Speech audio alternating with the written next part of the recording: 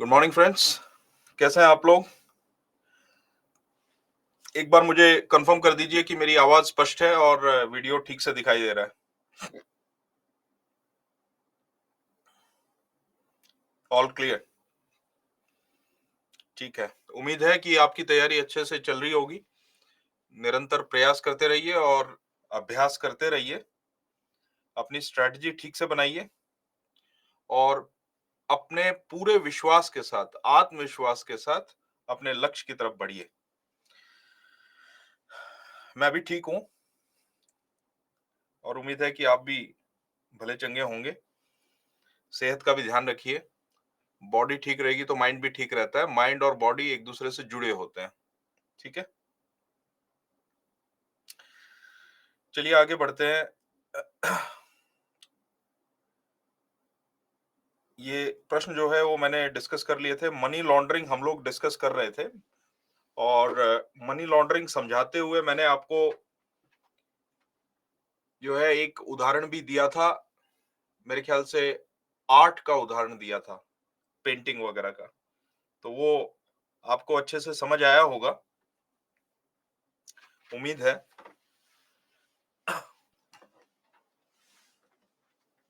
एक सेकंड।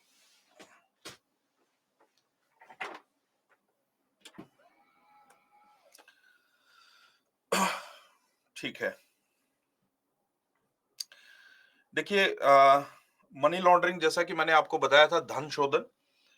उसमें दो कॉन्सेप्ट आपको समझाए थे। एक तो ब्लैक मनी का कॉन्सेप्ट समझाया था, क्योंकि ज्यादातर कैंडिडेट्स को ये एक कंफ्यूजन था कि मनी लॉन्ड्रिंग शायद ब्लैक मनी से संबंधित है।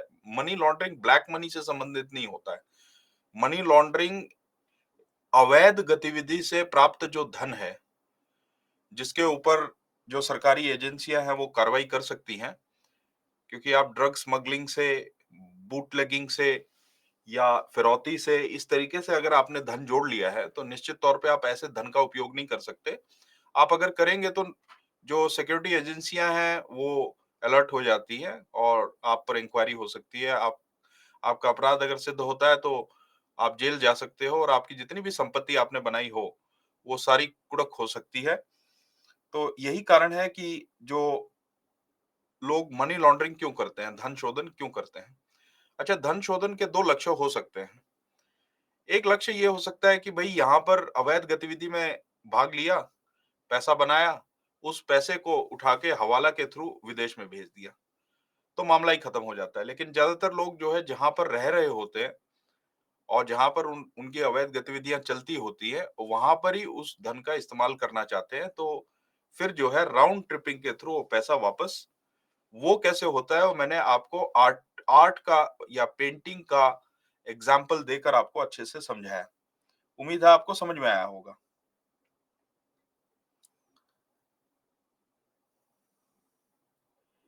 काला धन और देखिए अवैध गतिविधि से अ, मिला धन। जी बहुत बहुत धन्यवाद। चाय पी के ही हमने लेक्चर स्टार्ट किया था।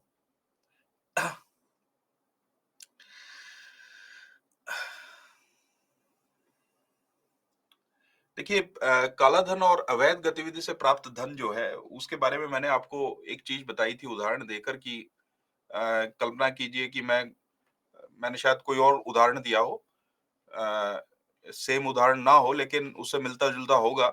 मान लीजिए कि मैं कोई कोचिंग रन कर रहा हूँ। कोचिंग रन करना कोई गलत बात नहीं होती, वो तो वैध गतिविधि है। उसी कोचिंग से मान लीजिए मुझे कुछ कमाई होती है, उस कमाई को मैं सरकार को नहीं दिखाना चाहता। कारण क्या है कि उसमें मुझे अच्छा खासा टैक्स भरना पड़ेगा।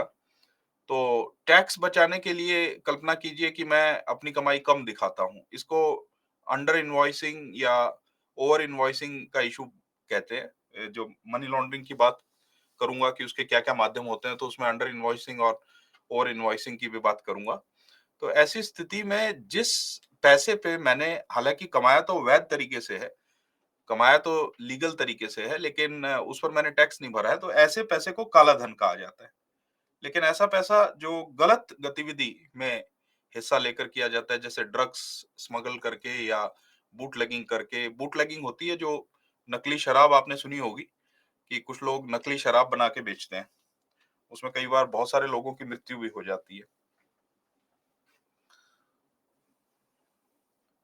नहीं बेटा, ये एक राज्य से दूसरे राज्य में बिना टैक्स के अवैध रूप से सोना भेजना, ये स्मगलिंग का इश्यू होगा। हाँ, एक प्रश्न है कि मनी लॉन्ड्रिंग का अर्थ क्या है? मनी लॉन्ड्रिंग का अर्थ है धन शोधन, मतलब कि ऐसा धन जो अवैध गतिविधि से प्राप्त किया है, तो उसको किस तरीके से वैध गतिविधि से आया हुआ दिखाएं, इसको धन शोधन या मनी लॉन्ड्रिंग कहा जाता है। प्रश्न ये खड़ा होता है कि भाई मनी लॉन्ड्रिंग शब्द कैसे, इसकी उत्पत्ति कैसे हुई? तो मैं आपको बता दूं, आपने लास वेगास का नाम सुना है? उसको सिन सिटी भी कहते हैं, लास वेगास। लास वेगास ये यूनाइटेड स्टेट्स का, हाँ, एक सिटी है। यहाँ पर बहुत सारी अवैध गतिविधियां होती हैं, यहाँ तक कि जुए के अड्डे भी चलते हैं, गैम्बलिंग, ठीक है।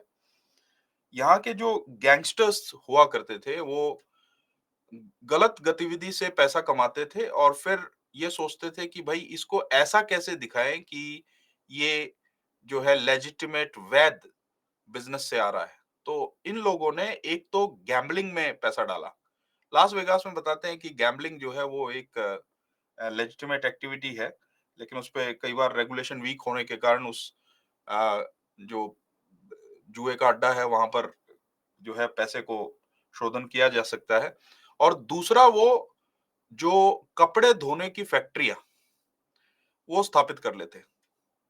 अब देखिए, कपड़ा जो लॉन्ड्री में आप देते हो कपड़ा धोने के लिए, उसी बिजनेस से जो लास वेगास में अपराधियों ने वो बिजनेस खड़े किए, भले ही कोई कपड़ा नहीं धुलवा रहा है, लेकिन ये दिखा देना कि भाई हमने इतने कपड़े धोए, इससे हमें इतना पैसा मिला। तो वो एक तरीका उन्होंने एक माध्यम अपनाया। उसके अलावा और भी माध्यम अपनाए हुए थे, लेकिन ये भी एक माध्यम था जिसमें जो है कपड़े धोने का बिजनेस। क्योंकि उसमें आप ये नहीं पूछ सकते कि अच्छा जो कपड़े धो दिए वो दिखाओ, क्योंकि कपड़े तो मैले होते रहते हैं, आते रहते हैं, फिर साफ होते रहते हैं, फिर। तो ये बिजनेस यूज करके उन्होंने कमाते थे अवैध गतिविधि से, दिखाते थे कि ये वैध गतिविधि से आ रहा है, और इस तरीके से उस पैसे का आसानी से इस्तेमाल कर पाते थे। और सरकार भी कोई स्टेप नहीं उठा पाती थी। कारण क्या है कि अगर कोई पैसा वैध गतिविधि से आ रहा है और आप उस पे टैक्स भर रहे हैं, तो सरकार क्या कर सकती है? ये क्लियर हुआ आपको? अच्छा, कई बार ऐसे भी होता है कि आप टैक्स नहीं भरना चाहते, तो एक एग्रीमेंट होता है दो देशों के बीच में, इसको कहते हैं डबल टैक्सेशन अवॉइडेंस एग्रीमेंट, डीटीएए। तो ये जो डीटीएए है, जिस भी देश के साथ, जैसे हमारा मॉरिशस के साथ था, अभी भी है, लेकिन उसमें कुछ संशोधन किए गए हैं ताकि जो है मॉरिशस को राउंड ट्रिपिंग के लिए दुरुपयोग ना किया जा सके। जिसके साथ डीटीए होता है, तो व्यक्ति ये सोचता है कि उस देश में पैसा ले जाते हैं, क्योंकि वहां पर टैक्सेस लगते नहीं, वो थोड़ी बहुत फीस लेते हैं और बाकी का टैक्सेस जो है वो माफ होता है। तो टैक्स हेवन का जो है, टैक्स हेवन का भी इससे मामला जुड़ता है। टैक्स हेवन ऐसा क्षेत्र होता है, ऐसा देश होता है जहां पर टैक्सेस भी काफी कम होते हैं, और जब भी कोई अन्वेषण, इन्वेस्टिगेशन लॉन्च किया जाता है किसी भी देश द्वारा, तो ये जो जुरिस्डिक्शन है, ये जो देश है, ये सहायता नहीं करते। इनमें जो सीक्रेसी लॉज होते हैं वो बहुत ही स्ट्रांग होते हैं। वो गोपनीयता मेंटेन करते हैं किसी भी कस्टमर की। देखिए, एक प्रश्न है एक छात्रा का कि यूएई में भी शायद 5% टैक्स लगता है। मैं आपको आपको जान के आश्चर्य होगा कि दुनिया में लगभग 150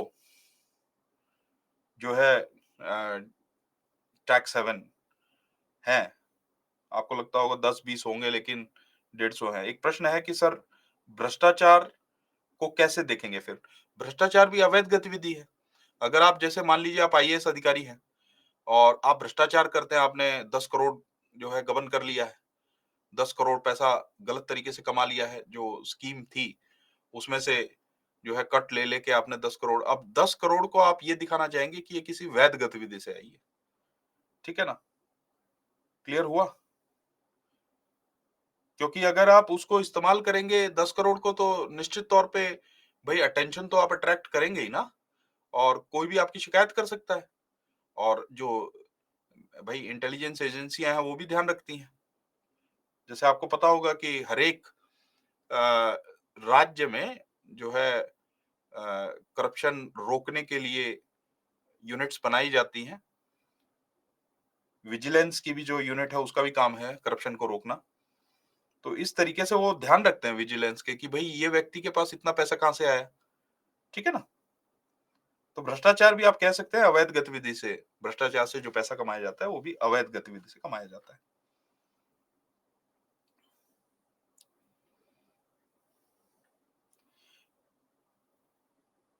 देखिए एक प्रश्न है एक छात्र का कि सर हाल ही में मनी लॉन्ड्रिंग से संबंधित कोई न्यूज़ है? बिल्कुल है। महाराष्ट्र के एक मंत्री हैं, मंत्री रहे हैं फॉर्मर मिनिस्टर उनका नाम जो है इसमें आया हुआ है मनी लॉन्ड्रिंग के केस में। वो केस अभी क्योंकि कोर्ट में चल रहा है तो उसके बारे में निश्चितता के साथ नहीं बता सकते लेकिन मनी लॉन्ड्रिंग के बहुत सारे केसेस आपको करंट अफेयर्स में मिल जाएंगे। लेकिन आपको जो है जहां तक कि करंट अफेयर्स की बात है उसमें आपको हाल ही का कोई मामला बताने की जरूरत नहीं है क्योंकि आप गलती क्या करेंगे कि हाल ही में कोई मामला चल रहा होगा, वो कोर्ट में जो है लंबित पड़ा होगा, कोर्ट ने अभी उसका फैसला दिया नहीं होगा, आप उसको मेंशन कर देंगे। तो ये आपसे गलती हो जाएगी, ठीक है? हाँ, आपको कोई डिसाइडेड मामला जैसे कि बैंक ऑफ बड़ौदा का केस था, जिसमें बैंक मैनेजर और कई बैंक के अधिकारी जो है वो मनी लॉन्ड्रिंग की गतिविधि में संलिप्त पाए गए थे। फाइनली उन पर केस चला, केस काफ़ी साल चलता है। ये भी एक जो है मनी लॉन्ड्रिंग कैसे रोका जाए, उसके उपायों में ये है कि इसकी स्पेशल कोर्ट्स और स्पेशल कानून हो। तो मैं आपको बता दूं कि पीएमएलए कोर्ट्स होती है, ठीक है? Prevention of money laundering act के अंतर्गत बुक किया जाता है और उसके लिए स्पेशल कोर्ट्स भी डेजिग्नेट की जाती है। तो उसमें बैंक ऑफ बड़ौदा वाले केस में क्या पाया गया था, कुछ पैसा जो है अफ़गानिस्तान भेजा गया था। इसको ध्यान से सुनिएगा तो थोड़ा आपको एक प्रश्न है छात्र का कि सर मनी लॉन्ड्रिंग और स्मगलिंग में क्या? स्मगलिंग एक ऐसा कृत्य है जिसके माध्यम से आप अवैध तरीके से पैसा कमाते हैं। अब जो आपने अवैध तरीके से पैसा कमाया, उसको ऐसा दिखाएँ कि वो वैध गतिविधि से आया है, उस कृत्य को मनी लॉन्ड्रिंग कहा जाता है। ठीक है? क्लियर हुआ?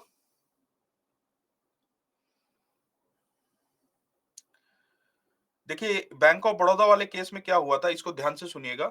उसके बाद जो मैं मनी लॉन्ड्रिंग के स्टेप आपको बताऊँगा, तो वो आपको स्पष्ट समझ आएँगे। बैंक ऑफ बड़ौदा केस में ये हुआ था कि लगभग 30-40 अकाउंट जो हैं, वो खोले गए थे। वो किनके नाम पर खोले गए थे? वो जो वेजिटेबल वेंडर होता है, जो आपके कॉलोनी में या सोसाइटी में आता है ना, रेहड़ी पर जो सब्जियाँ बेचता है, उसके नाम से खोले गए या जो मेड होती हैं, जो घर में काम करने आती हैं, उनके नाम से खोले गए या आपके घर पे कोई सर्वेंट है तो उनके नाम पर जो है खोले गए। ऐसा क्यों किया जाता है मैं आपको जल्दी बताऊँगा, आपको समझ में भी आ जाएगा। अच्छा एक चीज़ बताइए कि क्या आपके पास कभी ऐसा ईमेल आया है या ऐसा कोई मैसेज आया है या कॉल आया है जिसमें किसी ने ये रिक्वेस्ट की हो कि आप अपने बैंक अकाउंट का इस्तेमाल करने दें, सिर्फ ट्रांज़ैक्शन करना है कुछ पैसा और उसके बदले में आपको हम ₹10,000 दे देंगे।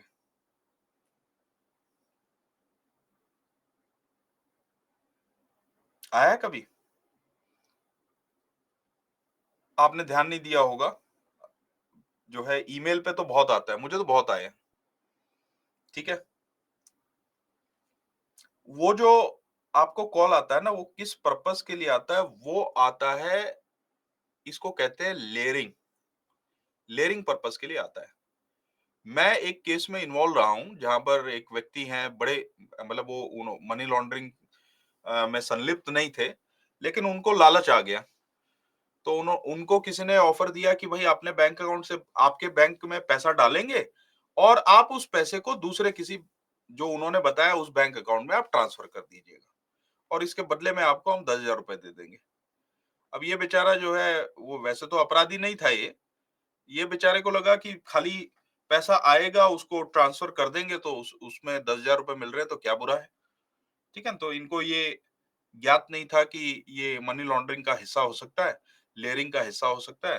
तो बाद में जब इन्वेस्टिगेशन हुई तो उनके अकाउंट से भी पैसा जाता दिखा। तो उनको गिरफ्तार कर लिया। अब हमारे यहाँ पर जो पीएमएलए बोलते हैं, prevention of money laundering act, ये एक विशेष कानून है। इसके अंतर्गत आप अगर बुक होते हैं, तो आपको जमानत आसानी से नहीं मिलेगी। जो महाराष्ट्र के मिनिस्टर इसमें गिरफ्तार किया गया था, उनको जमानत मिलने में जो है बहुत मुश्किल हुई थी, क्योंकि ये कानून ही ऐसा है, ये कानून सख्त बनाया गया है। कारण क्या है कि मनी लॉन्ड्रिंग गतिविधि को जो है वो आतंकवाद से जोड़कर देखा गया है। अंतर्राष्ट्रीय समुदाय का भी ये अनुभव रहा है।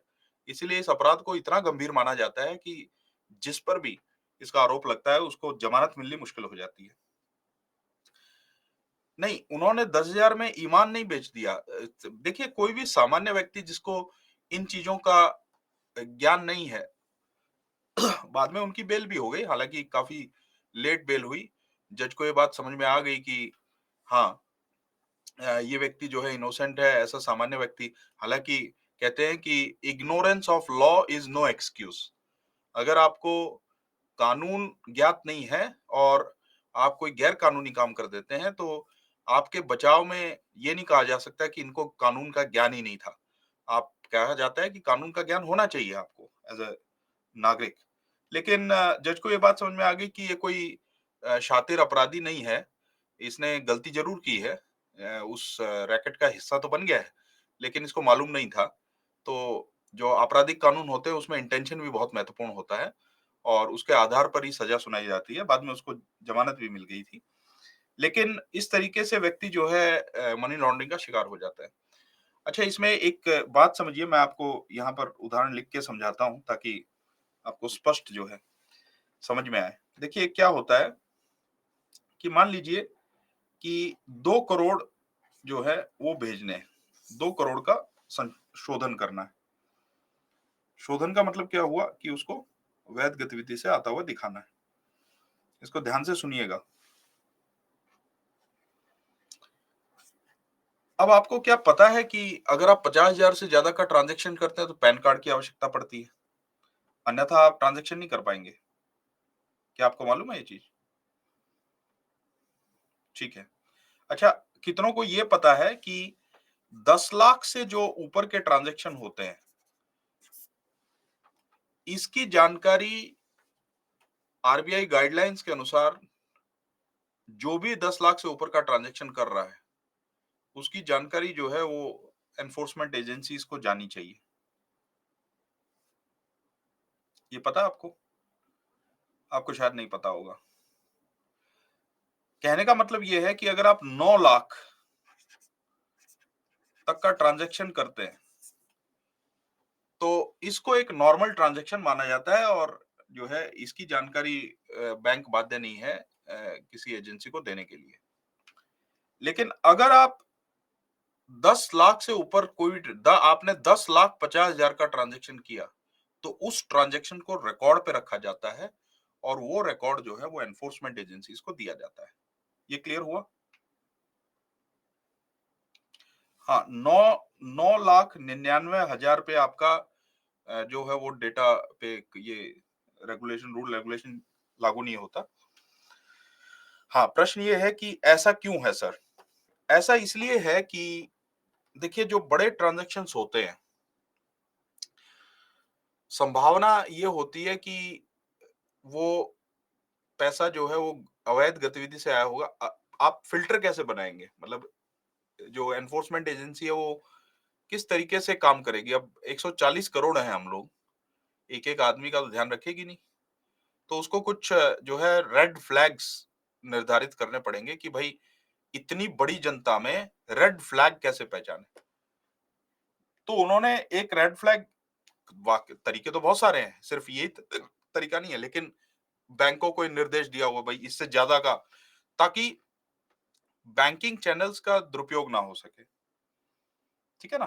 पैसा बाहर भेजने में या तो 10 लाख से ऊपर का करेंगे तो निश्चित तौर पे जो है एजेंसियां ये देखेंगी कि ये व्यक्ति काम क्या करता है, ये व्यक्ति किस चीज में एम्प्लॉयड है, ये व्यक्ति किस प्रकार का बिजनेस करता है। ठीक है ना? उसमें भी फिर फिल्टरिंग होती है बहुत सारी। जैसे जरूरी नहीं है कि 10 लाख से आपने ऊपर, मान लीजिए एक ने 11 लाख का ट्रांजैक्शन किया, दूसरे ने 15 लाख का ट्रांजैक्शन किया, तीसरे ने 5 करोड़ का किया और कोई छठा आदमी है, चौथा आदमी है, उसने 50 करोड़ का ट्रांजैक्शन किया। तो इसमें जो है ये 2 को उठा के और इन्वेस्टिगेशन शुरू कर देंगे। बात क्लियर हुई? हाँ, बहुत अच्छा। एक छात्रा का जो है उत्तर ये है कि सर वो तो डबल अकाउंट का यूज़ भी किया जा सकता है, निश्चित तौर पर। लेकिन आजकल एक काम कर दिया है कि जितना भी आपके अकाउंट हो वो एक ही पैन कार्ड से कनेक्टेड होते हैं। देखिए पहले क्या होता था कि जो पैन कार्ड होते थे वो भी कई बनवा लेते थे कुछ लोग। बात समझ में आई? जब से बायोमेट्रिक शुरू हुआ है और आपको ये भी पता होगा कि सरकार की ये दिशा निर्देश थी कि पैन कार्ड और आधार कार्ड को कनेक्ट किया जाएगा। ये पता है आपको? जिनका भी पैन कार्ड आधार कार्ड से कनेक्टेड नहीं है, उनको ट्रांज़ैक्शन करने में बड़ी दिक्कत है। बड़ी ट्रांज़ैक्शन नहीं कर पाते हो। मालूम है आपको ये?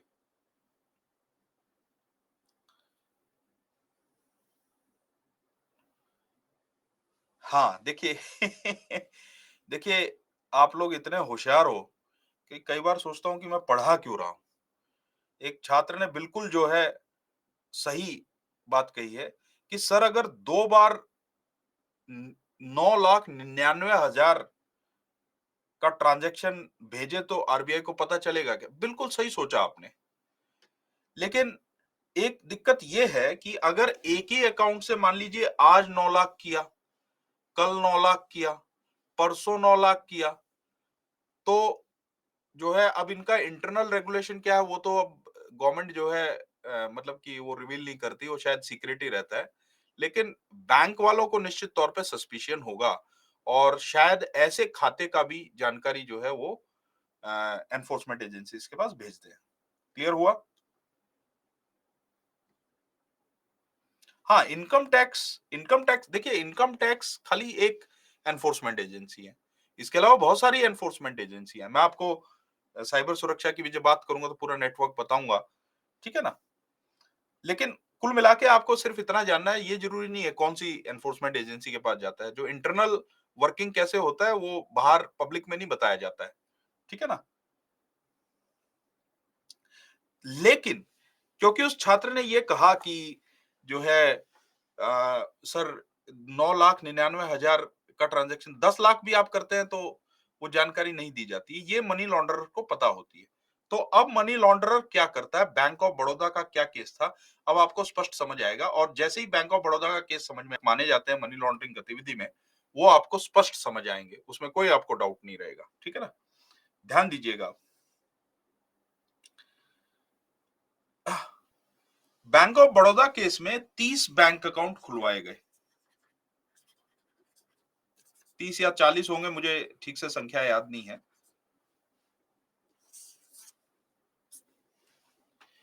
ये जो 30 बैंक अकाउंट थे, ये अलग-अलग मेड्स के नाम पे खुलवाए गए, वेजिटेबल वेंडर के नाम पे खुलवाए गए। वेजिटेबल वेंडर आप समझते हैं ना, छोटा जो विक्रेता होता है, मतलब कि वो रेडी लेके जो घूमता है, आपकी सोसाइटी में भी आता होगा।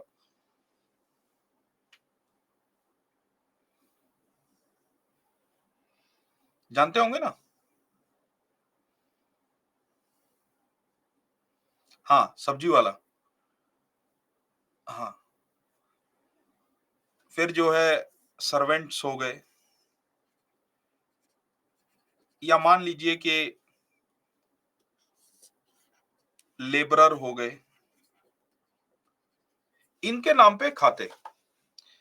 अच्छा इनको हाँ, फेरी फेरी लगाकर जो अपना सामान बेचते हैं, बिल्कुल। अब देखिए इनको इनसे कैसे खुलवाए गए? ध्यान दीजिएगा। मेड को बोला कि आप अपना खाता खुलवा लो, अपना जो है आधार कार्ड वगैरह सबमिट करा के सारे केवाईसी वगैरह करवा के और जो है आपको हर महीने 5,000 रुपए मिलेंगे, हम देंगे। आप खाली अपने खाते से ट्रांजैक्ट करने देना।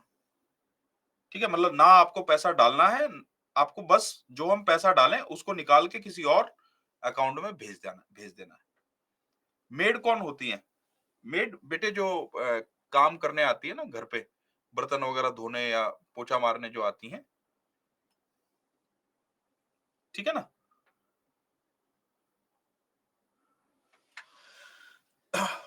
हाँ, काम वाली जो बाई आती है, बिल्कुल।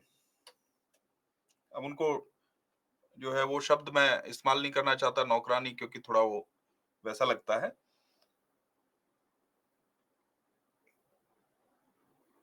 इनडिग्निफाइड लगता है। हाँ, घर में काम करने वाली जो बाई आती है। अच्छा, उसको अगर आप ये बोलेंगे कि भाई आप जो है एक खाता खुलवा लो, आपको हर महीने 5,000 जो है ऐसे ही फ्री में मिलेंगे। तो आपको क्या लगता है कि वो खाता खुलवा लेंगी क्या?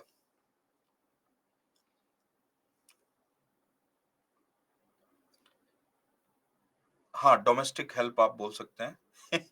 ये शब्द जो है मुझे ध्यान नहीं आ रहा था। हर व्यक्ति जो है उसे डिग्निटी के साथ ट्रीट किया जाना चाहिए।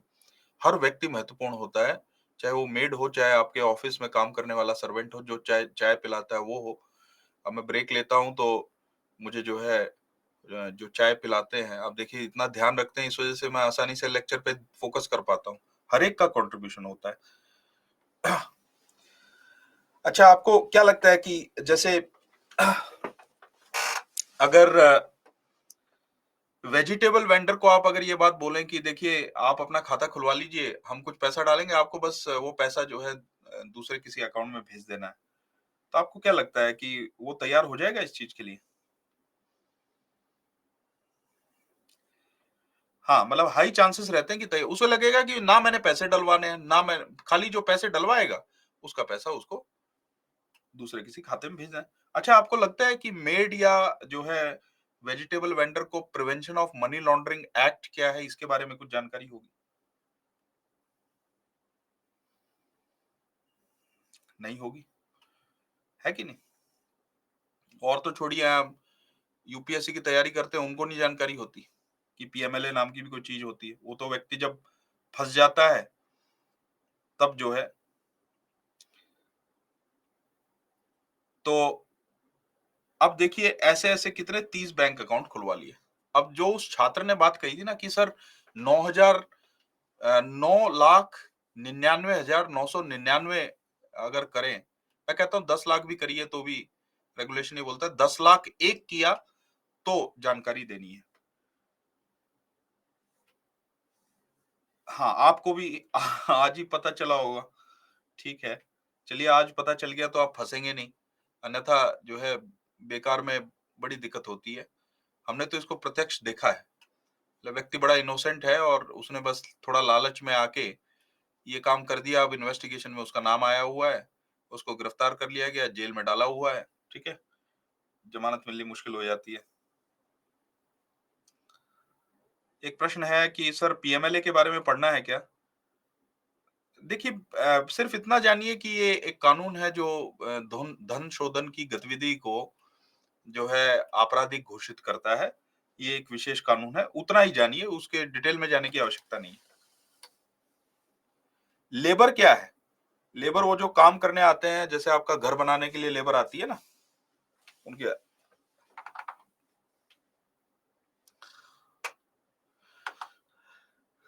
मजदूर आप जिनको बोलते हैं, जो काम करने के लिए आते हैं, कारीगर और मजदूर, यस, ठीक है। आपको लगता है कि कारीगर और मजदूर को prevention of money laundering act क्या है ये पता होगा? तो क्या आपको लगता है कि अगर आप उसको बोलेंगे कि भाई 5,000 जो है आप आपको दे दिया जाएगा, आप जो है एक खाता खुलवा लीजिए अपने सारे डॉक्यूमेंट सबमिट करा के। अच्छा, एक चीज और है कि मान लीजिए कि बैंक वाले पूछें, इसी को केवाईसी प्रोसेस कहा जाता है।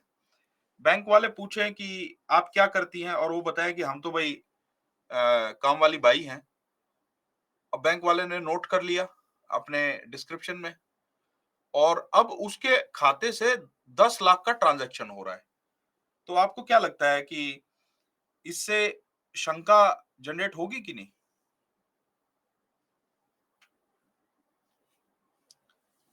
बिल्कुल होगी। बैंक वाले को लगेगा कि अरे तो काम वाली बाई थी, इसके खाते से 10,000।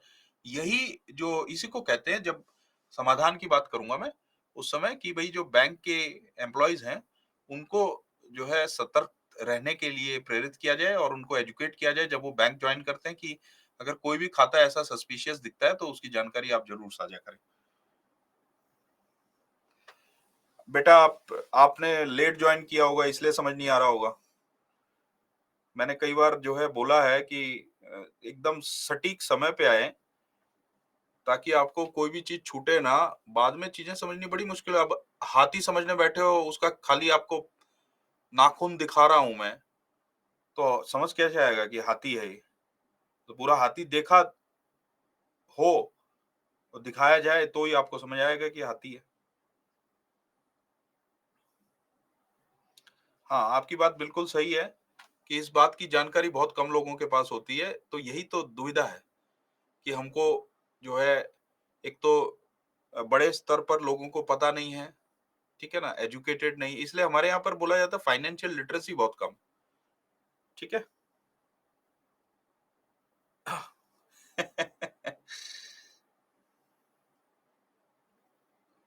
देखिए, हाथी का नाखून होता है कि नहीं होता है, इस यही तो बता रहा हूँ मैं आपको कि मनी लॉन्ड्रिंग क्या है और इसमें क्या-क्या होता है, ये बात भी तो तभी पता चलेगी जब शुरू से लेक्चर अटेंड करोगे।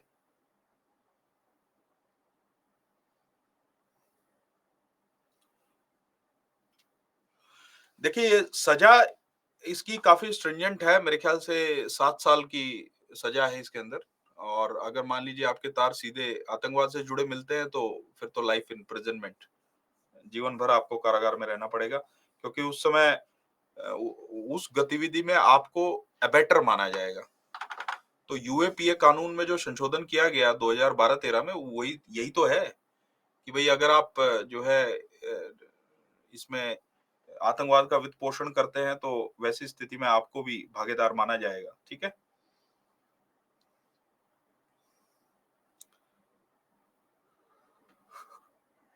अच्छा, एक और चीज़ बताइए, मेरे ख्याल से आपको ये चीज़ शायद ना पता हो, क्योंकि ये बात पता रहती है जो कंपनियों में काम करते हैं, कहीं पे किसी ऑर्गेनाइजेशन के साथ काम करके आए, उनको पता रहता है।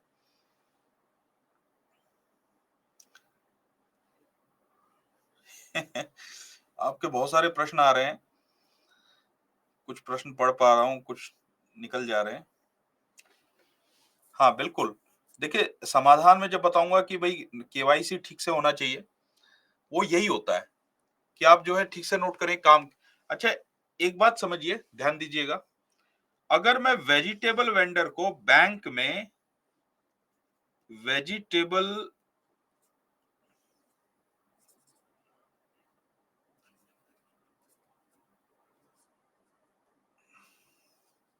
एंटरप्रेन्योर या वेजिटेबल बिजनेसमैन दिखाऊं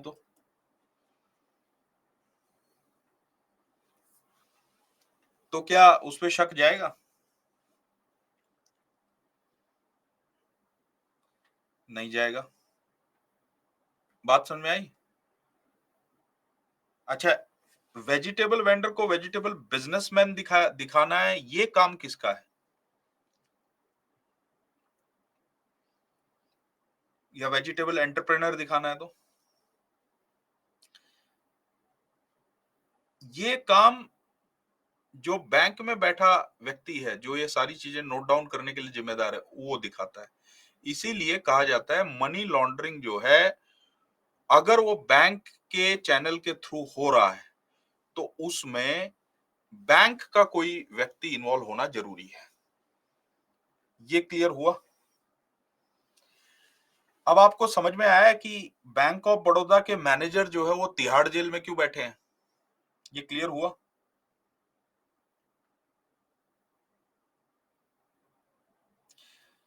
एक चीज ध्यान रखिए कि मनी लॉन्ड्रिंग जो है ना, वो दो तरीके से होती है। एक होती है, मैं यहां पर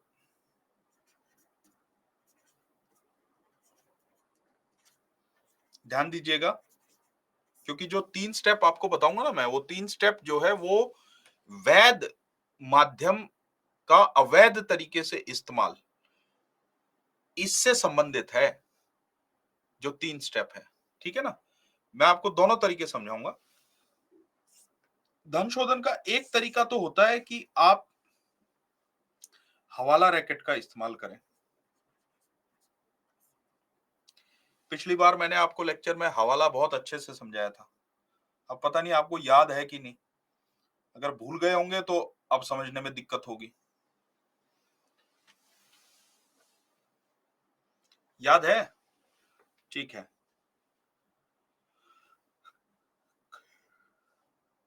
अच्छी बात है आपको याद है तो। एक तो होता है हवाले के थ्रू आपने क्या किया, पैसा जो है वो यूके भेज दिया या आपने स्विट्जरलैंड भेज दिया। इसमें कोई बैंक का चैनल इस्तेमाल नहीं हुआ, कोई बैंक का इस्तेमाल नहीं हुआ। आपने हवाला ऑपरेटर से बात करी, हवाला ऑपरेटर ने फोन किया, कोई फिजिकल पैसा नहीं गया, कोई उसको फिजिकली लेकर नहीं गया, सिर्फ एक फोन मारा और उस एक्सचेंज रेट पे जो रुपए में यहां अमाउंट प्राप्त हुई, अपना कमीशन काट के उसको ये बोल दिया कि भाई इतने अमाउंट का एक्सचेंज रेट के हिसाब से पाउंड में कन्वर्ट करके आप जो भी व्यक्ति ये बता रहे हैं, आप उन व्यक्ति को पैसा दे दीजिएगा। क्लियर हुआ? अब ये विदेश भेज दिया ताकि टैक्स ना देना पड़े। ठीक है। अच्छा, इससे जो है टैक्स का लॉस भी होता है, क्योंकि देखिए आप इस चक्कर में कि भाई अभी हम यहाँ पर अवैध गतिविधि में संलिप्त हैं, कल को सरकार हमारी इन्वेस्टिगेशन लॉन्च करेगी, तो ऐसी स्थिति में हम देश छोड़ के भाग जाएंगे। लेकिन बाहर रहेंगे तो वहां पैसे की आवश्यकता होगी, तो पैसा तो हमने हवाला के थ्रू पहुंचा ही दिया है। तो वैसी स्थिति में ऐसे भी बैंक है, जैसे स्विस बैंक में पैसा रखने पर आपको इंटरेस्ट नहीं मिलता था, बल्कि आपको फीस देनी होती थी। क्लियर हुआ? जैसे आप यहां पर अगर पैसा रखेंगे, भाई एसबीआई में रखेंगे, आईसीआईसीआई में कहीं तो पैसा आपने रखा होगा, तो वो इंटरेस्ट रेट देता है कि नहीं देता है? कौन देता है? आप बैंक को देते हैं या बैंक देता है आपको? बैंक देता है। और स्विट्जरलैंड में ऐसा नहीं होता। अभी तो खैर हमारा उनके साथ जो है समझौता हो गया है, लेकिन स्विट्जरलैंड में आपको देना होता है। क्लियर हुआ?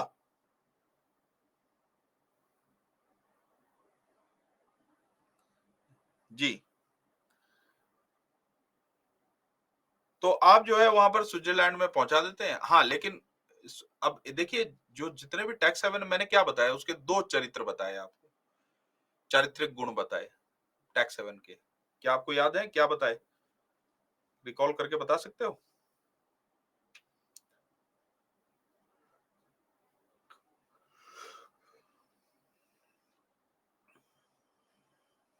हाँ, मेरे टैक्स हेवन के क्या चारित्रिक गुण होते हैं, मैंने दो बताए आपको। क्या आप बता सकते हो रिकॉल करके? कोई छात्र है, कोई छात्रा है जो इतनी ध्यान से सुन रहा हो लेक्चर? अभी अभी बताया मैंने।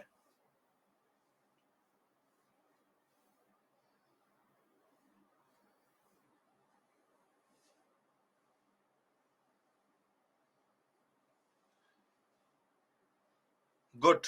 एक छात्र ने बिल्कुल सही। एक तो टैक्स कम होता है, लेकिन बेटे टैक्स तो जो है वो मतलब कि काफी देशों में कम है। टैक्स कम इसलिए भी किया जाता है ताकि इन्वेस्टमेंट को आकर्षित किया जा सके। तो सिर्फ एक ये चारित्रिक गुण नहीं होता है टैक्स हेवन का। एक दूसरा गुण होता है कि जब भी इन्वेस्टिगेशन होती है तो हाँ, बिल्कुल, बहुत अच्छा। एक छात्र हैं, उन्होंने दोनों चारित्रिक गुण बता दिए हैं, सिर्फ प्राइवेसी मेंटेन और लो टैक्सेशन। बिल्कुल सही बात है, यही यही दो गुण है। ऐसे दो गुण, बल्कि दुर्गुण बोलेंगे इसको, ऐसे दो दुर्गुण आपको दिखाई दें तो ऐसे देश को या ऐसी जुरिस्डिक्शन को टैक्स हेवन का नाम दिया जाता है। अच्छा, मैंने आपको क्या बताया कि टैक्स हेवन कितने हैं दुनिया में? अच्छा, टोटल देश बताइए कितने हैं? आपके हिसाब से लगभग? ठीक है, 190 मान लेते हैं। 190 के आसपास देश है। तो इनमें से कितनी जुरिस्डिक्शन टैक्स हेवन बोली जाएंगी? तो 150। 150। इनमें से लगभग आधों के साथ हमारा automatic exchange of information agreement, जो अभी स्विट्जरलैंड के साथ भी साइन हुआ है, कि हमारे देश का कोई नागरिक अगर वहां पर पैसा रखेगा तो उसका ऑटोमेटिकली वो जानकारी जो है वो भारत के साथ साझा करनी होगी। तो लगभग आधे देशों के साथ हमारे ऐसे automatic exchange of information agreement हुए। तो फिर भी कितने टैक्स हेवन बच गए? 70 के आसपास, 70-80 के आसपास टैक्स हेवन बच गए। एक छात्रा का आज बर्थडे है, वो इन्फॉर्म कर रही है आपको। बहुत बहुत आशीर्वाद, परमात्मा की आप पर दया बनी रहे और आप निश्चित ही सफल हों, ऐसी मेरी शुभकामनाएं हैं। ठीक है, ध्यान दीजिएगा कि हवाला के थ्रू आपने यूके या स्विट्जरलैंड पहुंचा दिया। अब आप प्लान कर रहे हैं कि कुछ सालों के बाद जब धरपकड़ होगी या जो है पूरा सिस्टम जो है पीछे पड़ जाएगा, तो ऐसी स्थिति में बाहर चले जाएंगे और वहां पर जो है अपनी लाइफ एंजॉय करेंगे। अच्छा, एक चीज ये हो सकता है कि भाई आप ये चाहते हो कि ये पैसा यहीं पे आ जाए हमारे देश में ही और हमारी मार्केट में लगे, मार्केट से मैं इसको और ज्यादा बढ़ा लूं।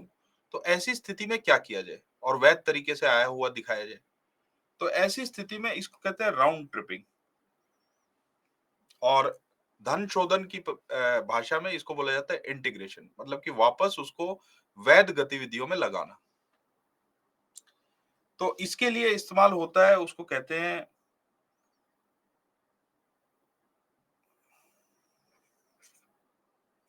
Participatory notes.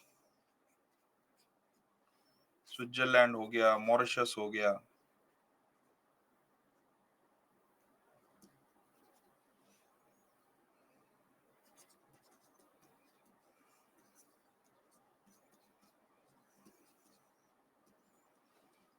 Participatory note. अब आपका पैसा जो है वो वापस भारत में पार्टिसिपेटरी नोट्स के थ्रू आता है और मार्केट में लगाया जाता है, मार्केट में स्पेकुलेट किया जाता है, मार्केट ऊपर नीचे जो है उसको प्रभावित करने की कोशिश की जा सकती है। क्लियर हुआ? अच्छा, धन शोधन का एक एक तो हवाला तरीका हुआ। अब देखिए, दिक्कत यह है कि हवाला ऑपरेटर आपको हमेशा मिलेंगे नहीं, क्योंकि हवाला रैकेट्स पे सरकार जो है वो इंटेलिजेंस जो है उसकी खास नजर होती है। हालांकि ऐसा बताया जाता है कि जो हवाला है वो अ, बड़ा जबरदस्त नेटवर्क होता है इनका, और हवाला का ज्यादातर जो रैकेट है वो दुबई से होके जाता है। दुबई को मनी लॉन्ड्रिंग का आप जंक्शन कह सकते हैं। जैसे रेलवे जंक्शन आपने देखे ना, बहुत सारी लाइनें आके मिलती हैं, ठीक है ना? जो FATF, financial action task force, उसने दुबई को मनी लॉन्ड्रिंग का जंक्शन परिभाषित किया है।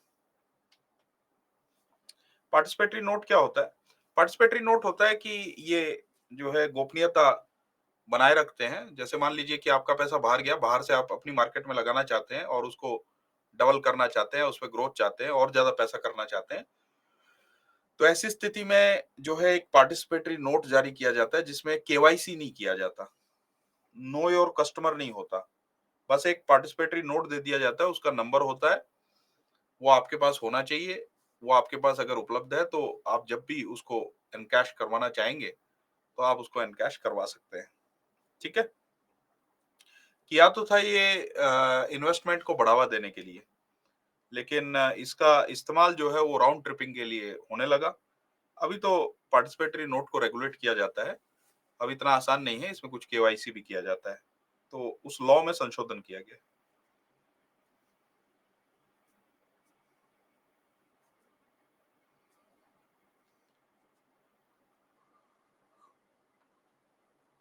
जी, ये सारे तरीके अपनाए जाते हैं।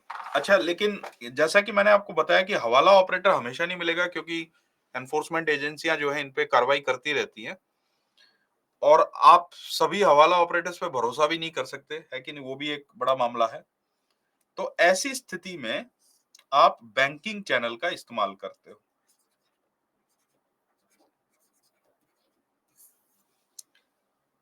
तो ये जो है बैंक्स तो भाई वैध हैं, लेजिटिमेट हैं, लीगल हैं, बैंक तो जिस तरीके से ट्रांजैक्ट करेगा, लेकिन बैंक की प्रणालियों की खामियों का दुरुपयोग करके, वो भी बैंक के अधिकारियों के साथ मिलके, ठीक है ना? तो इस तरीके से भी मनी लॉन्ड्रिंग किया जा सकता है। तो वो कैसे किया जाता है? देखिए, अब जैसे कि मैंने आपको बताया कि अगर बैंक में आप 10 लाख से ऊपर अमाउंट ट्रांजैक्ट करेंगे तो दिक्कत है। तो आपकी कोशिश क्या रहेगी? आपकी कोशिश ये रहेगी कि आप 10 लाख एक अकाउंट से एक बार में न करें। हाँ, लेस करके, बिल्कुल। तो आपने अगर मान लीजिए 2 करोड़ ट्रांजैक्ट करने हैं, तो आप क्या करेंगे, इस 2 करोड़ को आप 2 हिस्सों में बांट लेंगे और हर एक करोड़ को आप 10 हिस्सों में बांट लेंगे। हर एक हिस्सा कितने का होगा? 10 लाख का। थोड़ा-थोड़ा करके। बहुत अच्छे। बिल्कुल, बहुत सुंदर। तो आपको मैं बता दूं कि ये जो थोड़ा-थोड़ा करके ये जो होता है ना, इसको कहते हैं स्मर्फिंग। क्या कहते हैं? इसको कहते हैं स्मर्फिंग।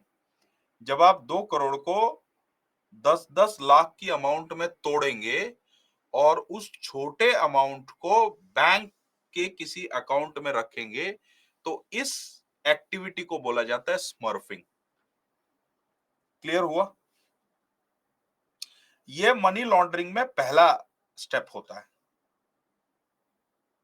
ठीक है ना? हाँ, ये जो बताया मैंने, इसको बोलते हैं स्मर्फिंग। मैं लिख देता हूं, स्मर्फिंग। आप इसको हिंदी में भी ऐसे ही लिख के आ सकते हैं, ठीक है ना? स्मर्फिंग लिख के आइए। क्लियर हुआ? लेकिन प्रश्न ये खड़ा होता है कि भाई इतने सारे अकाउंट कैसे आएंगे? अब आपको अगर 2 करोड़ ट्रांजैक्ट करना है, तो आपको कितने अकाउंट चाहिए? 20 अकाउंट चाहिए होंगे कि नहीं चाहिए होंगे? 3 करोड़ करना है तो 30 अकाउंट चाहिए होंगे कि नहीं चाहिए होंगे? या मान लीजिए कि आप अगर लंबा नहीं चलाना चाहते, उसको एक ही बार जो है ट्रांजैक्ट करना चाहते हैं, तो हो सकता है कि आप 10 अकाउंट में ही जो है या 3 अकाउंट में ही या 2 अकाउंट में ही 10-10 लाख की 10 ट्रांजैक्शन कर दें। तो जब तक इन्वेस्टिगेशन लॉन्च होगी, तब तक आपका पैसा पहुंच गया होगा और आप भी देश से बाहर चले जाओगे। बाद में वो इन्वेस्टिगेशन में किसको पकड़ेंगे? तो उनको पकड़ में यही आएंगे, वेजिटेबल वेंडर और मेड, ठीक है ना? अच्छा, मेड की इन्वेस्टिगेशन होती है तो मेड ये बोलती है, साहब मुझे तो कुछ पता ही नहीं था, ये सब क्या बोल रहे हो आप, prevention of money laundering act, ये सब क्या है? ठीक है, हमें तो सिर्फ इतना बोला गया था। वो भी स्पष्ट बता देती है, इन्वेस्टिगेशन में वो स्पष्ट बता देती है कि हमें तो बस इतना बोला गया था कि हम पैसा डालेंगे, उस पैसे को आप दे दीजिए और आपको जो है 5,000 रुपए मिल जाएंगे। तो मैंने तो 5,000 रुपए के चक्कर में जो है ये कर लिया। बात समझ आई? लेकिन तब तक जो है इन्वेस्टिगेशन एजेंसी ये सब इन्वेस्टिगेशन करती है, तब तक जो है कबूतर फरार हो गया होता है। बात समझ में आए? जो मेन कबूतर होता है, जिसने पैसा बनाया होता है वो, क्योंकि देखिए लेयरिंग के थ्रू इन्वेस्टिगेशन एजेंसी को उस व्यक्ति तक पहुंचने में बड़ा टाइम लगेगा। तब तक उसको सफिशिएंट टाइम मिल जाता है अलर्ट होने का और अलर्ट होके देश छोड़ने का। क्लियर हुआ? समझ में आई बात? अंडरस्टूड? बैंक ऑफ बड़ौदा वाले केस में भी यही हुआ था। उन्होंने 30-40 अकाउंट बनवाए थे, सारे के सारे ये जो मेड होती है या मतलब कि सर्वेंट्स होते हैं या वेजिटेबल वेंडर होते हैं, इनके नाम पे। और फिर उनके खातों से कई ट्रांजैक्शन किए। बाद में जब इन्वेस्टिगेशन एजेंसी अलर्ट हुई, तो जब इनका इन्वेस्टिगेशन हुआ तो पता चला कि जो मेन अभियुक्त है वो तो फरार हो गए हैं, मेन एक्यूज्ड, और जो ये मेड वगैरह ये सब जो है। अच्छा, इसमें एक चीज है कि स्मर्फिंग एक्टिविटी जो होती है ना, वो मनी लॉन्ड्रिंग की सबसे रिस्की स्टेज होता है। यही सबसे महत्वपूर्ण स्टेज होता है। तो ये तब तक संभव नहीं है जब तक कि बैंक का कोई अधिकारी मिला ना हो। अब बैंक के अधिकारी क्या करते हैं, इसको ध्यान से सुनिएगा। पता नहीं आप में से कितनों को ये बात पता है। अब मैंने तो क्योंकि टाटा ग्रुप में काम किया है, तो कॉर्पोरेट हाउसेस में भी रहा हूं मैं, तो वहां पर जो है आप जब ज्वाइन करते हैं किसी कंपनी को, तो बैंक वाले अपने आप ही आके खाते खुलवा देते हैं। ये पता है आपको? आपकी टेबल पे आके, आपको कहीं नहीं जाना। सारे डॉक्यूमेंट आपसे वहीं लेके जाएंगे, सारा सिग्नेचर कराने आएंगे, 10 चक्कर लगे तो 10 चक्कर काटेंगे, लेकिन आपका खाता खुलवा के ही रहेंगे। ये पता है आपको? फिर उसके अंदर जो है आपका ये करंट अकाउंट और सैलरी वगैरह वो सब आती है उसके अंदर। अच्छा, आपने ये कंपनी छोड़ दी, आपने कोई और दूसरी अच्छी कंपनी ज्वाइन कर ली, तो उनका टाई अप किसी और बैंक के साथ, ठीक है? एक का टाई अप एचडीएफसी के साथ, दूसरे का टाई अप आईसीआईसीआई के साथ, ठीक है ना? अच्छा, फिर क्या होता है कि भाई सामान्य व्यक्ति तो ये सोच रहा है कि सीट पे आके जो है, ऑफिस आके और बिल्कुल सीट पे बैठ के बिना एक कदम चले, बिना हाथ हिलाए खाते खुल रहे हैं तो खुलवाते रहो, है कि नहीं? अच्छा ही है, 4-5 क्रेडिट कार्ड और मिल जाएंगे। आजकल लाइफ भी तो क्रेडिट पे चल रही है कि नहीं? और फिर क्या होता है कि जैसे ही व्यक्ति दूसरे ऑर्गेनाइजेशन में जाता है, तो इतने सारे बैंक अकाउंट में कोई एक दो ही ऑपरेट करता है कि नहीं? लाइफ देखिए कितनी कॉम्प्लेक्स हो गई, कार्ड ही कार्ड हो गए, देख रहे हैं? उन सब के पासवर्ड याद रखने। हमें तो एक मोहतरमा कह रही थी, हमारा एचडीएफसी में खाता है, तो बोल रही थी कि सर आप एक क्रेडिट कार्ड ले लीजिए। हमने तो वहीं पे मना कर दिया, देखिए जी, हम पहले कमाते हैं फिर खाते हैं। तो हमें तो आप क्रेडिट कार्ड रहने ही दीजिए। हालांकि कहते हैं कि क्रेडिट कार्ड से काफी लाभ भी होता है, बहुत सारी चीजों में बहुत सारे डिस्काउंट्स भी मिल जाते हैं। कुल मिला के बात यह है कि जो है व्यक्ति 5 खाते लेके बैठा हुआ है, ऑपरेट एक कर रहा होता है, 4 खाते डोरमेंट हो जाते हैं। डोरमेंट खातों के बारे में आपने सुना है?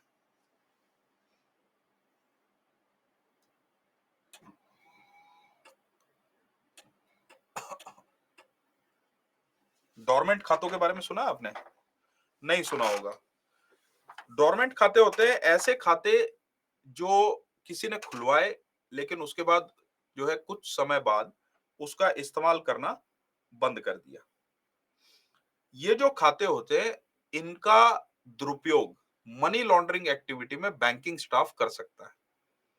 आजकल तो ये थोड़ा मुश्किल होता है क्योंकि आपके फोन नंबर वगैरह अटैच हो गए, टेक्नोलॉजी अपग्रेड हो गई, ठीक है ना? कोई भी ट्रांजैक्शन करने से पहले आपसे ओटीपी वगैरह पूछा जाता है, ठीक है?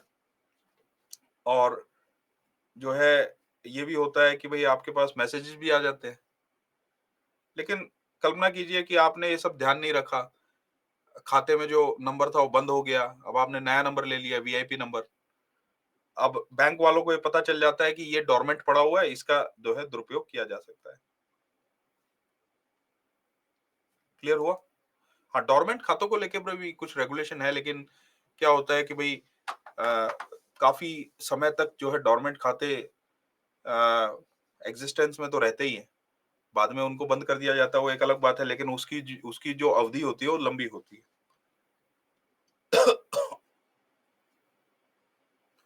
हाँ, तो इनका भी इस्तेमाल दुरुपयोग किया जाता है। तो बैंक ऑफ बड़ौदा केस में ऐसे डोरमेंट खातों का भी दुरुपयोग पाया गया था। क्लियर हुआ? समझ में आया? अच्छा, स्मर्फिंग के बाद अगला स्टेज जो आता है वो लेयरिंग का आता है, जिसमें एक खाते से दूसरे खाते में पैसे जाते हैं, दूसरे खाते से तीसरे खाते में जाते हैं, तीसरे खाते से चौथे खाते में, हो सकता है अलग अलग बैंकों के खाते हों, और वहां से हो सकता है अलग अलग देशों के खाते हों। तो कल्पना कीजिए कि दिल्ली में मैं ये स्मर्फिंग करता हूँ, दिल्ली से पैसा कानपुर जा रहा है, कानपुर से मुंबई जा रहा है, अलग अलग बैंक अकाउंटों में जा रहा है, उसके बाद एक ट्रांजेक्शन होता है, पैसा जो है वो स्विट्जरलैंड चला जाता है। तो अब जो है ये लेयरिंग इसलिए की जाती है ताकि दूरी बनाई जा सके जो पैसे का स्रोत है उससे और पैसे के बीच में। उससे क्या होगा? उससे ये होगा कि एक तो इन्वेस्टिगेशन एजेंसी को बहुत समय लग जाएगा, ठीक है? दूसरा जो है आप कोर्ट में तभी कन्विक्ट कर सकते हैं जब आप पूरा ट्रेल बता दें कि पैसा कहाँ-कहाँ गया, अंततः पैसा कहाँ है। तो देखिए, आप इन्वेस्टिगेशन एजेंसी हमारे देश के किसी बैंक के साथ तो जबरदस्ती कर सकती है, लेकिन क्या वो स्विट्जरलैंड के बैंकों के साथ जबरदस्ती कर सकती है? हाँ, सॉवरेन समझौता हुआ तो अलग बात है। जैसे अभी स्विट्जरलैंड के साथ हमारा दोनों गवर्नमेंट्स का automatic exchange of information agreement है। या फिर आप इतने शक्तिशाली देश हो जो आप प्रेशर डाल सकते हो, जैसे यूनाइटेड स्टेट्स का भले ही समझौता ना हो स्विट्जरलैंड के ऊपर, लेकिन यूनाइटेड स्टेट्स एक ताकतवर राज्य है, ठीक है ना? वो तरह तरह के प्रेशर डाल सकता है और पूरी जानकारी जुटा सकता है अपने नागरिकों के बारे में। क्लियर हुआ?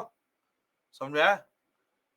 तो इन्वेस्टिगेशन एजेंसी कोर्ट में सिद्ध करने के लिए कि ये मनी लॉन्ड्रिंग का केस है, मनी ट्रेल जब बताने निकलेगी, ढूंढने निकलेगी, स्विट्जरलैंड जब जाएगी, तो स्विट्जरलैंड के जो अधिकारी हैं वो कहेंगे सॉरी बॉस, हमारे यहाँ पर तो जो कानूनी गोपनीयता का है, हमारे जो है पार्लियामेंट ने बनाया हुआ है, तो हम इसके अंतर्गत आपकी कोई सहायता नहीं कर सकते। ऐसी ही जुरिस्डिक्शन को क्या कहा जाता है? टैक्स हेवन कहा जाता है। समझ में आई बात? क्लियर हुआ? या कुछ शंका, डाउट, गिले शिकवे रह गए हैं? ठीक है, चलिए आगे बढ़ते हैं।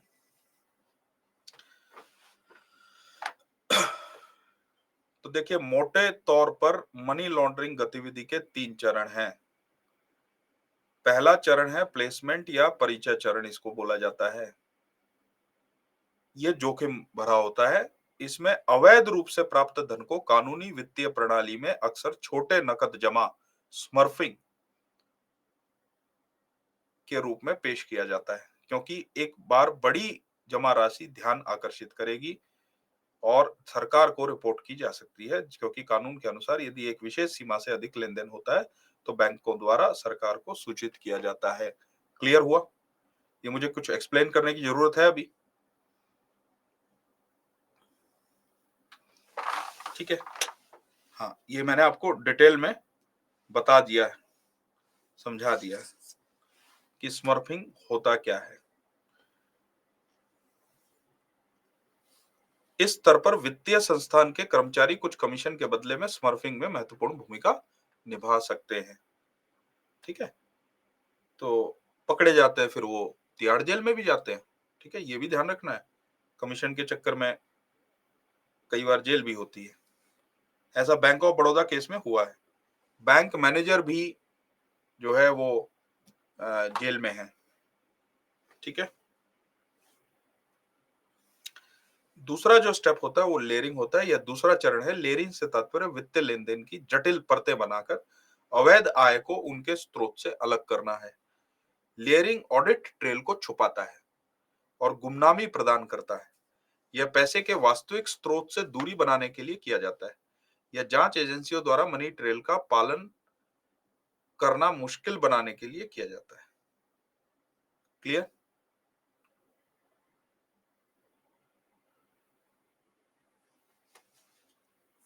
सबको क्लियर हुआ? ऑडिट ट्रेल क्या होता है? ऑडिट ट्रेल होता है बेटा ये बताना कि पैसा कहां से कहां गया, किस काम के लिए गया, किसने ट्रांजैक्ट किया। ठीक है ना? परतें बहुत पेचीदा हो जाती है। मैंने तो जो है कॉर्पोरेट केसेस में देखा है कि शेल कंपनियां बना दी जाती हैं। एक व्यक्ति था, उसने और दो व्यक्तियों के साथ मिलकर लगभग 250 कंपनियां गठित की, 250 शेल कंपनियां, और उनके बीच में आपस में ट्रांजैक्शन दिखाए, इतने ट्रांजैक्शन दिखा दिए कि जो सुरक्षा एजेंसियां होती है, जो इन्वेस्टिगेट अन्वेषण एजेंसी होती है, वो उनका पूरी बुद्धि चकरा गई कि इसको कैसे ऑडिट करेंगे। तो ऑडिटिंग के लिए, क्योंकि कई टेराबाइट का डेटा था, ऑडिटिंग के लिए फिर डेलॉइट को जो है ये आउटसोर्स किया गया कि आप जो है ट्रेल पता करके बताइए कि ये सारे ट्रांजैक्शन किस पर्पस के लिए किए गए हैं। मतलब सिचुएशन इतनी पेचीदा हो जाती है। क्लियर हुआ? समझ में आया? ठीक है, गुड। तो एक तो ऑडिट ट्रेल को छुपाता है और दूसरा गुमनामी प्रदान करता है, और तीसरा जो मनी लॉन्डर होता है उसको अलर्ट भी करता है, क्योंकि इन्वेस्टिगेशन में तो समय लगेगा। तो पहले बैंक के पास जाएंगे तभी जो है वहां से इंफॉर्मेशन मिल जाएगी कि इन्वेस्टिगेशन यहाँ पहुंच गई है, यहाँ पहुंच गई है। उससे पहले ही जो है वो देश छोड़ के फरार हो जाते हैं। ठीक है, फिर उनका प्रत्यार्पण करना बहुत मुश्किल होता है। प्रत्यार्पण हो जाए तो कोई मनी लॉन्ड्रिंग करे ही ना, मनी लॉन्ड्रिंग करके विदेश ना भागे, अगर जल्दी से जल्दी वापस आके उसको प्रोसिक्यूट कर दिया जाए तो ऐसी स्थिति में डेटरेंस क्रिएट होता है कि भई